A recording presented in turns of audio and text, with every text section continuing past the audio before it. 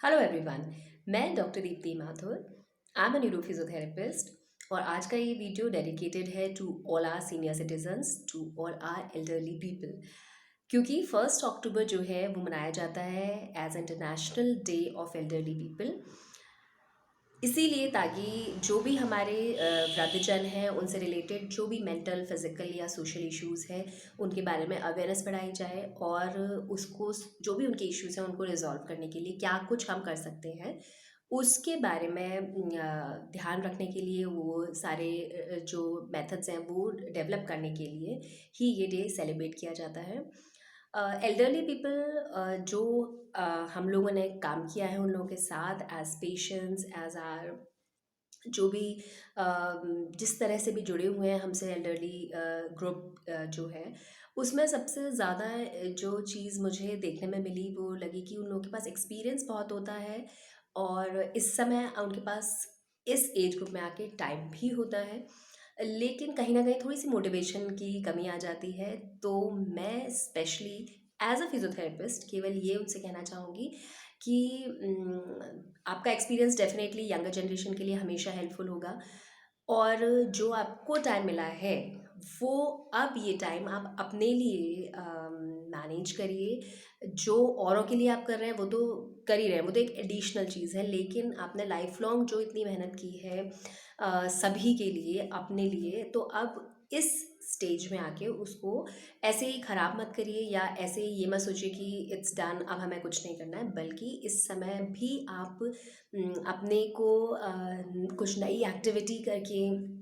या अपने फ्रेंड्स के साथ मिलके या जिनके साथ आपको अच्छा लगता है, अपने घर में बच्चे हैं अपने और जो भी सोशल वर्क आप करना चाहते हैं, कोई भी एक्टिविटी आप करना चाहते हैं उसमें बिल्कुल इन्वॉल्व रहिए, अपने आप को एक्टिव रखिए और अपने आप को फिट रखिए। और सबसे ज़्यादा तो मैं यही कहना चाहूँगी कि दो ग्रुप्स मैंने मेनली देखे। सब एक जो ग्रुप है वो तो ऐसा है जो कि ओवर एक्साइटेड है, ओवर एक्टिव है। ओवर एक्टिव इन सेंस कि वो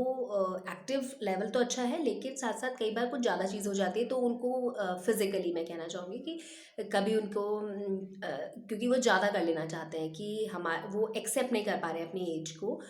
तो उससे रिलेटेड जो डिजेनरेशन हो रहा है उसको नहीं समझ पा रहे हैं। तो कई बार क्या है, एक्साइटमेंट में ज़्यादा एक्टिविटी हो रही है घर में या एज अ फिजिकल एक्टिविटी या एक्सरसाइज के रूप में, तो वो कहीं न कहीं इंजरी हो जाती है, फिर इंजरी हील नहीं होती, फिर कॉन्फिडेंस लो होता है, तो टाइम ज़्यादा लगता है। तो ये भी ओवर एक्साइटमेंट जो होता है वो भी कई बार लॉन्ग टर्म में जाके मोटिवेशन को लो कर देता है। तो और दूसरा एक ग्रुप है जो कि बिल्कुल कुछ नहीं करना चाहता, वो कहते हैं कि अब हो गया, जो करना था कर लिया, अब हम कुछ नहीं करेंगे, कुछ हो ही नहीं सकता। अगर मान लीजिए कुछ हो भी रहा है, उनको तकलीफ भी है, तो उसको ठीक करने के लिए भी वो कुछ नहीं करना चाहते, तो ये भी गलत है। तो हमें एक बीच का रास्ता लेना पड़ेगा जो कि बैलेंस्ड है और उसमें हमें क्या करना है कि हमें अपने आप को एक्टिव भी रखना है, हमें सबके साथ इंटरेक्ट भी करना है, हमें अपना रूटीन भी बनाना है और इसके साथ साथ आपको कोशिश करनी है कि हम अपने लिए एक टाइम निकालें जो कि हम अपनी फिजिकल और मेंटल हेल्थ के लिए निकालें। तो बहुत लोग करते भी हैं, कुछ लोग एक्सरसाइज कर रहे हैं, योगा कर रहे हैं, वॉक पे जा रहे हैं, कुछ लोग नहीं भी कर रहे, बहुत सीडेंटरी हैं। तो उन सबसे भी मैं बोलना चाहूँगी कि प्लीज़ आप लोग भी अपने पूरे दिन की एक्टिविटीज़ जो है इस तरह से बनाएं कि दिन भर आप थोड़ा थोड़ा एक्टिव रहें। और ये रिसर्च भी निकली है, एक ब्रिटिश जर्नल है, उसमें ये रिसर्च भी निकली है कि अगर आप मॉडरेट एक्सरसाइज करते हैं, ऐसा नहीं है कि उसमें ये नहीं है कि आपको एक बार में बहुत ज़्यादा देर तक एक्सरसाइज करनी है, बहुत इंटेंस एक्सरसाइज करनी है, ऐसा कुछ नहीं है। आप दिन भर एक्टिव रहते हैं और एक मॉडरेट लेवल की एक्सरसाइज करते हैं, 30 मिनट्स की अगर आप डेली एक्सरसाइज कर रहे हैं अपनी बॉडी के अकॉर्डिंग, तो वो आपको फिजिकली तो फिट रखेगा ही, मेंटली भी फिट रखेगा और साथ के साथ आपको मोर्टालिटी जो मृत्यु दर है उसमें भी काफ़ी कमी देखी गई है। और जो ये रिसर्च की गई थी ये की गई थी ओल्ड एज के ग्रुप के मेल्स के ऊपर की गई थी और जिसमें एवरेज एज 78 थी। मतलब आप देख लीजिए 78 जिसकी एवरेज एज थी जिस ग्रुप की, अगर वो लोग भी मॉडरेट एक्सरसाइज कर रहे हैं तो उनमें भी ये बेनिफिट्स देखे गए, तो अगर हम मान लीजिए 60s में या 70s में हैं और अगर हम तब भी प्रॉपर एक्सरसाइज करते हैं तो डेफिनेटली हमें कहीं ना कहीं फ़ायदा ज़रूर होगा। और लाइफ का मतलब भी ये है कि उसको हर स्टेज में हम अच्छे से मैनेज करें, तभी अच्छा है। किसी चीज़ का इंतज़ार ना करते हुए केवल हम जो प्रेजेंट है उसको बेटर करने की कोशिश करें, फिज़िकली, मेंटली, सोशली, हर तरीके से, वही सबसे ज़्यादा इम्पॉर्टेंट चीज़ है। और